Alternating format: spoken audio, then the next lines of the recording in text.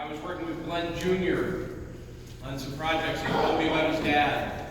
And I think we should do this for every single ranger that's walked these camp roads and plowed the camp and managed these trees and everything else. But after I met Glen Jr., I spoke to a lot of people. I was like, oh, I met this guy, and you know, his dad was a camp ranger. And I got some really good stories out of that. And they were really good for me. They kind of served to bring me back to scouting and volunteering a little bit more. So if we could kind of gather our collective thoughts and tell some stories, that would be absolutely phenomenal. In the spring, we're going to build the quartermaster shed. And that's going to be of help to our current ranger and to the young men and women that'll be working here at camp over the summer weeks. But spring is definitely the time to do it, not right now. But EJ has something that he'd like to give his grandpee. Glen, thank you for your years of service at Camp Hinds. Thank you. Now, some of my favorite storytellers are here. Come on. I know Marty will talk. So, thank you, Marty. I got a couple of stories. Glen came here in '83. I got here in '84. And so I was here for about 8 years. So effectively I was the staff leader for Glen, but we never looked at it that way. It was a team all the way. And when you have a guy like Glen who's so knowledgeable and so self-motivated, you just turn him loose, you know? And that's what we did. And he was the best ranger I ever worked with, and I've worked with many. A lot of people looked at Glen as being the tough guy, former military, naval guy, and he was that. But he also has a great sense of humor. And if you don't believe that, I don't know how many of you here today remember the first edition of the Order of the Orb that ever happened. This is what you got to picture if you weren't there. You got to picture Glen with frog flippers on. This is in the dining hall. With a life jacket pulled up around his waist like a diaper. A swim mask on his head like a hat, like a bellboy's hat. Walking around with a oar, singing to kids whose birthday it was. And he was in full clown mode. If you look at, again, if you think of him as the tough Navy guy, you got to think of him as the Order of the Orb too.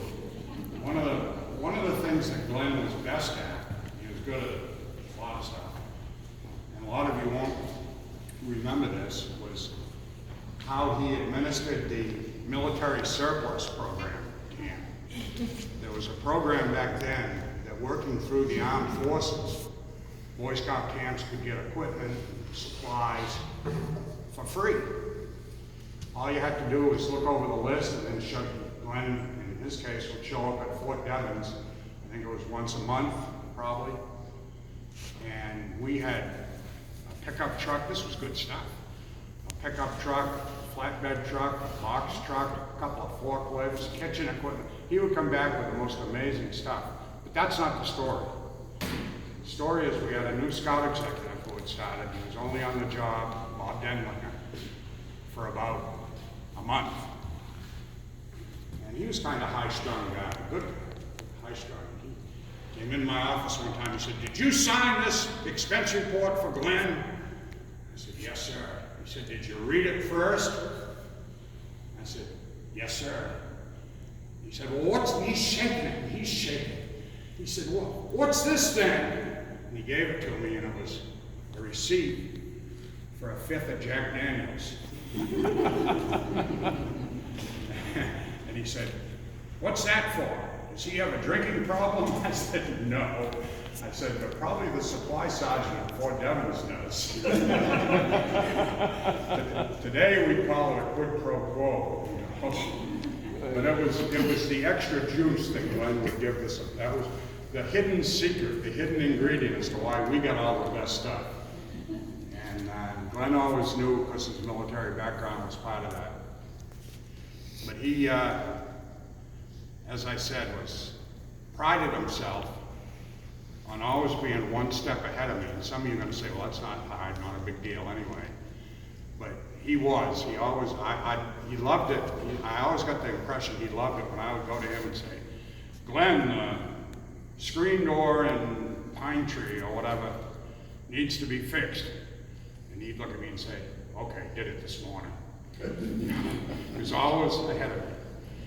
And I think that this honor of having a quartermaster shed in his honor and keeping him here forever will be a real positive, good thing. And thank you, Glen, for everything you did and everything you did for me. I got more credit than you did. You should have got it.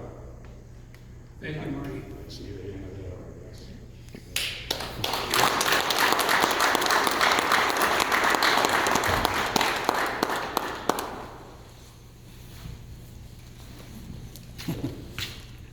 When I was at Hinds working, Glen wasn't here yet, and I knew a lot of other rangers before him. But when he and Judy came in, it was a new world to me, because I was up there all the time, volunteering, whether you were the Arrow or helping out with the staff weeks and stuff like that. And the first thing that impressed me, and he hadn't been here long, was that all of a sudden the whole yard and garage at the training center looked good. He was a new groom and he swept clean. His military background didn't allow for disorder. And I was really impressed. I said, we've really got a good man here. He keeps his stuff in shape, he keeps it where he knows where it is, he gets rid of the junk, and runs a clean camp, and he really was. That's what he did. That really impressed me. Then when we came in, maybe the next summer, and all the little cabins showed up, the ones that we don't have anymore, they fall apart now. The little, what do they call them, chalets or something? But right there, not blowing a whistle, but he had people with flatbed trailers with little tourist camps sitting on them. Where were they supposed to go? Well, he knew where they were to go. You take those two over there behind the rec hall, you put this one here behind the dining hall. He was on top of it. He really knew how to organize things, and the people that were in there followed his advice and parked everything where it belonged. So he was the man who ran the physical camp. I remember a previous ranger, Frank Foster, who was the original camp ranger. And one year when I had my troop in here, one of the boys, we were talking about things at Camp in Frederick with the camp truck. And the boy said, oh, is he the camp ranger? I thought he owned the camp. And Glen's the same way. He did everything, he did it right, and it was like he took it personally. It wasn't working for somebody, it was working on things that meant a lot to him.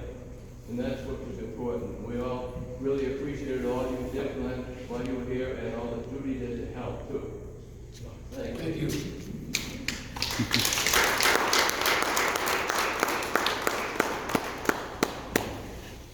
Well, I have to say something along the cabins. I can't take full credit for those.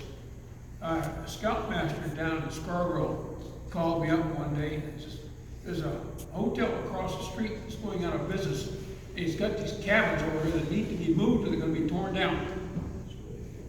Harry Picorni was the executive at the time. I called him up. I told him, I said, we got these cabins. If we want them, Harry says, of course we'll take them. I made one phone call. Mike White Brothers Construction, and those cabins were here in 3 days. I put them where I thought they should go, and that was it. Now the rest of us know where they ought to go.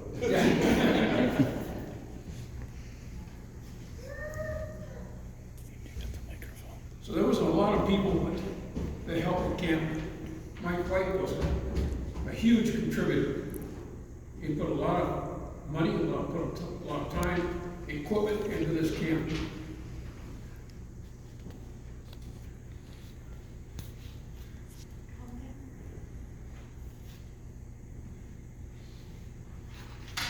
I don't have anything about the Boy Scouts, but 2 years ago, I showed up to this gentleman's shop and said, Glenn, I want to learn how to work on a small engine so I can fix my own stuff.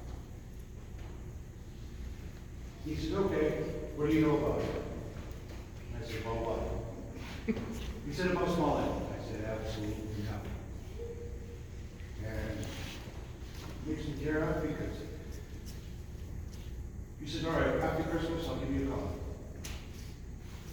He called me up and said, stop Monday morning.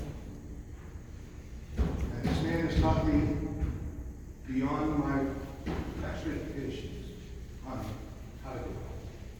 I keep telling my wife, I'm like, this isn't a job, this is school. Glen's definitely put me to school. And for that, Glen, I thank you.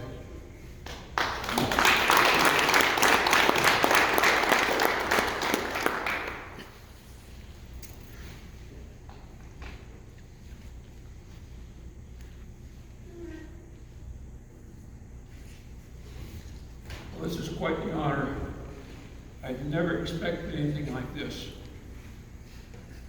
When I was told about it, I said, it's gotta be some kind of mistake. But this is really neat.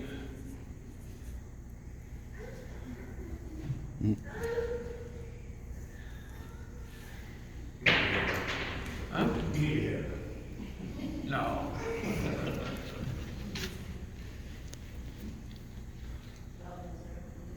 I have a couple of things I want to say.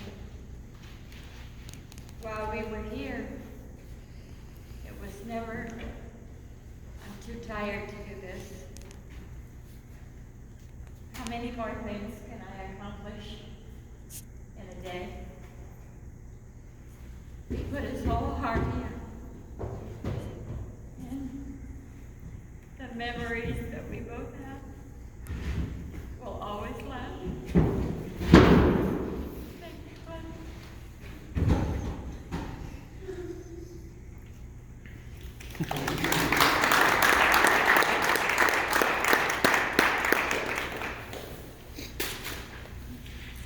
I can say as the present ranger, there's a lot of things that I've been here for the start of my 8th year, and there's still a lot of parts of camp that I don't know.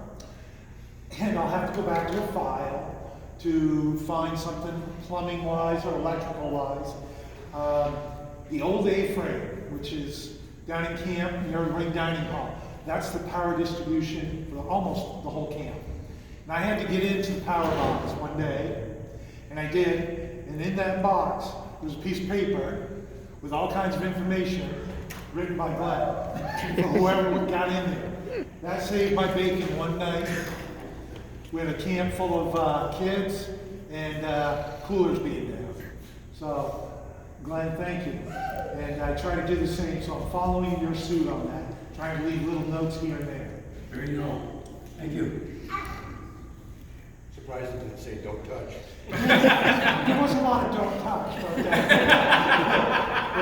it's nice to be able to go back to a file, even up in my office, and Glen was really good about that. Piping for water lines, I could probably walk right up and say, there's a pipe right here. If we started digging with Glen's files and notes, there'd be a pipe right there.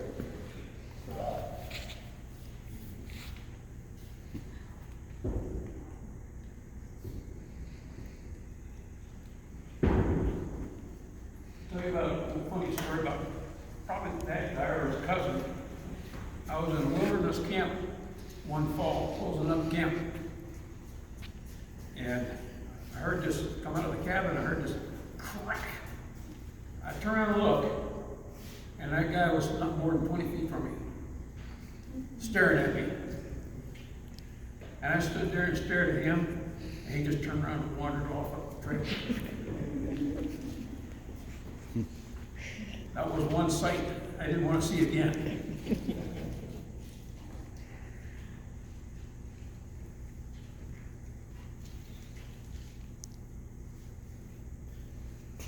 need more stories, I got one. Talking about Glen knowing where all the electrical connections and everything are, absolutely true. But I remember one time he was stumped. There were blackouts and brownouts happening all over camp. And he couldn't figure out, he said, I just can't figure it out. He said, I've been to all, I guess they were probably fuse boxes back then. He said, I checked everything, double checked everything. But, you know, the cooler and the trading post is going out, and this is going out, lights are going up, off and on, all over the place. He said, I've checked everything except for the 3 staff cabins down there. And we both kind of put our head up at once. Do you know what I'm talking about, Glenn? I don't know. Well, we had an international camp staff who was from equatorial Africa. And the 60-degree mornings in Maine were way too cold for him. So he'd gotten a ride to Walmart and bought an electric blanket and a space heater. He's in this little ramshackle thing. Glenn comes running back in about 5 minutes. He said, I found it. He said, and I saved the camp at the same time. He said, it was about ready to blow. He said, everything would have gone. So it took a while, and that wasn't in any notes, the electric blanket incident. There was a lot of electrical issues in camp when I first started. And one by one, we got them straightened out.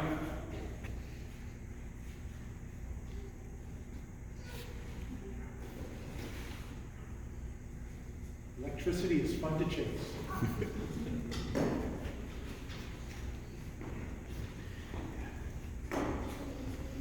So thanks everybody for coming. I've got some chili over here and I put some more chili on the stove.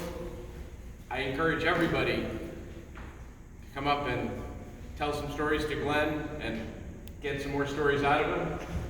And there's also cake up here. EJ said that he wanted EJ, right? Said that he wanted his cake, so make sure you get one. Okay? Thank you very much, everybody. Thank you. Yeah, thank you guys. Thank you very much. There is coffee over by the top.